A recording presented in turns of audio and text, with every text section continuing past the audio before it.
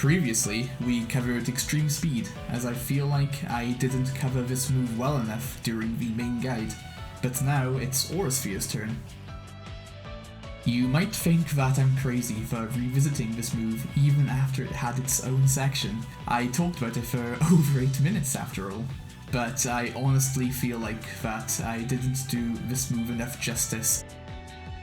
I talked about the basics and its applications, but I didn't really go into any details about how to apply it in a proper match, and what you should be looking for at all times when using this move.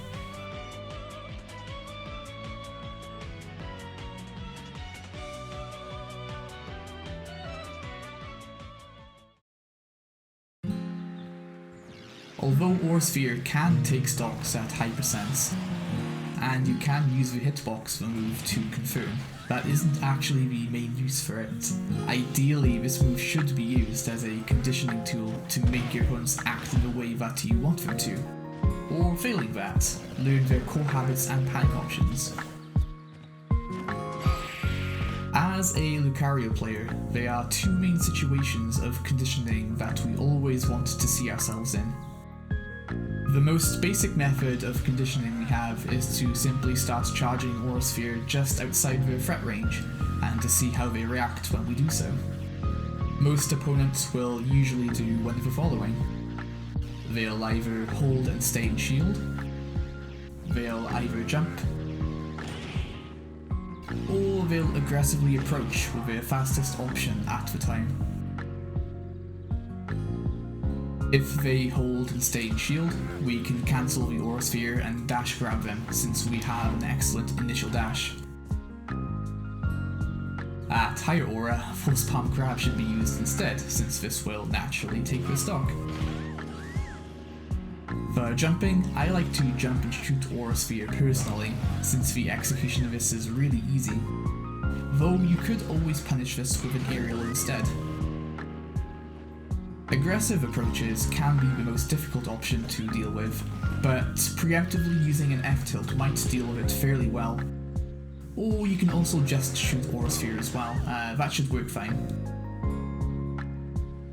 The second most common way of conditioning is to charge the hitbox of Aurasphere against their shield.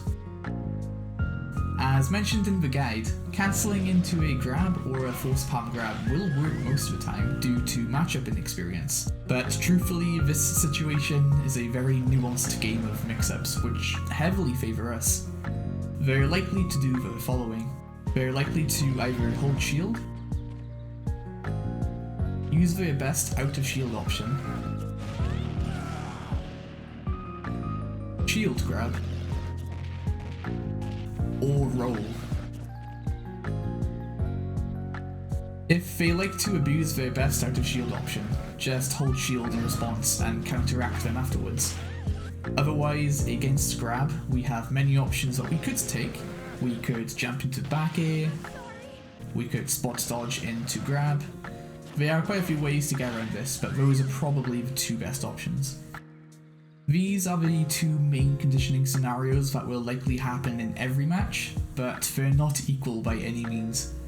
Charging Sphere towards them will be the better option against faster characters with stronger buttons in general, such as Wolf, Yoshi, Sheik, or Game & Watch, whilst charging the hitbox of Aurasphere against their shield will work better against characters that have very poor out of shield options like Greninja. Keep in mind that it's more than just character dependent too, it also depends on the playstyle of the player that you're playing against, so take it as it comes and just naturally gauge which option will be the best here. Sometimes it might be neither.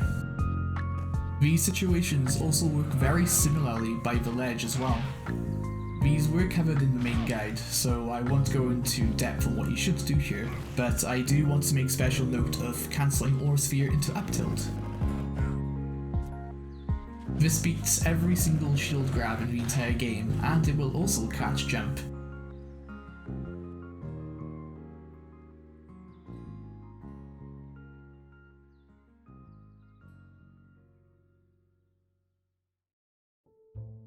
This section will go into how we can use our movement options in order to successfully set up the above situations, as well as to gain the upper hand in neutral.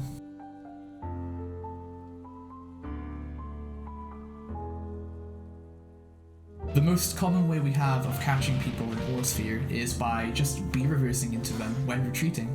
The act of retreating from their options while counteracting it in this way is just way too simple and it just can't be ignored. But I find that a lot of Lucario players will overuse this method, which starts to make them very predictable. Just be sure to mix this up with just charging Aurasphere after jumping away to set up in the first scenario discussed. If you are able to wave bounce consistently, then you can also use that to mix it up even further.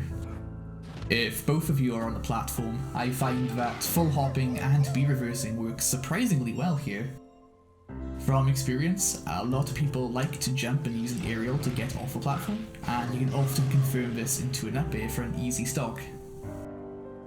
The easiest way we have of approaching the sphere is to just turn around the Aurasphere as we approach them. This is a fairly risky maneuver, however, as it can be easily stuffed out by pretty much everything, so only use this if you feel that they're going to use their shield.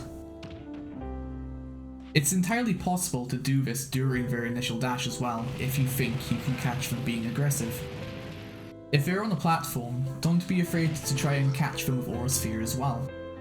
Having a constant hitbox that puts you at virtually zero risk that can confirm into many combos and confirms is pretty swell.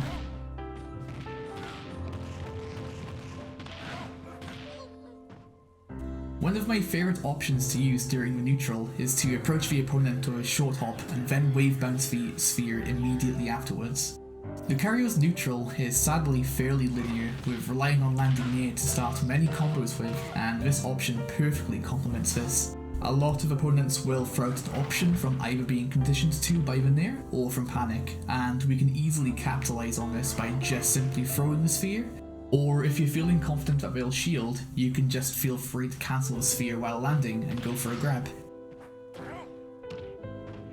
At higher percents, this will usually start to turn into B-reverses as the threat of back air is just too good not to use. There may be many times where you just wish that the opponent was at a slightly higher percent so that your bear could finish their stock. There is one way of getting around this issue, and that would be with alloying. I don't personally use this too much, as I don't find it too useful in the grand scheme of things, but it is something that you might want to consider incorporating into your gameplay. In order to properly alloy Aurasphere, all you need to do is just cancel your Aurasphere charge into Aurasphere again. It's as simple as that. This causes characters to rise up from Aurasphere to a higher height than what one Aurasphere charge would usually do. You can also do an aerial version of this as well, which might be useful. Once again, I just want to stress that this isn't something that I usually do, as I feel it's not practical enough. But feel free to try it out. It might suit the way you play better than it does for me. Alrighty, my favourite time to just ad-lib. So if you've made it this far, thank you very much for watching. This should be the last time that I'll ever cover Aurasphere, I hope. I think I've covered just about everything. Obviously there's more to it than what's mentioned here, but that's all very situational stuff, case by case with characters. It's just kind of something that you get a feel for as you play with the character, obviously. You know what I mean anyways.